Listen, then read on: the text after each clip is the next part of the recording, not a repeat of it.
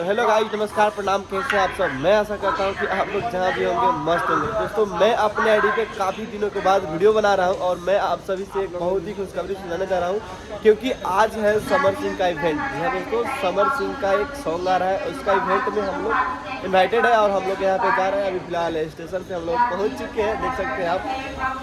और हम हैं और हमारा दोस्त है और वहाँ पे मेरे दोस्त है, भाई समझिए। और कौन सा गाना है, इवेंट कहाँ पे हो रहा है, सब कुछ मैं आपको बता दूँ कि ये यहाँ पे बनारस में इवेंट हो रहा है और आज इवेंट होगा। हम लोग आज नहीं, कल इवेंट है। आज हम लोग ट्रेन पकड़ने आए, कल वहाँ पे पहुँचेंगे तो इवेंट होगा। दोस्तों, गाना काफ़ी अच्छा है।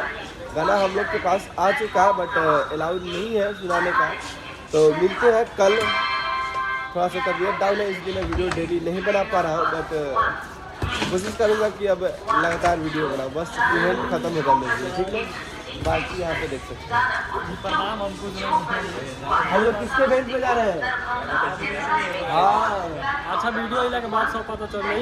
वीडियो देखने मतलब लास्ट ले बनल रहबा लोगन तो ही पता चली, ना बनल रहबा ना पता चली। ऐसे वीडियो में लास्ट मत कॉमेडी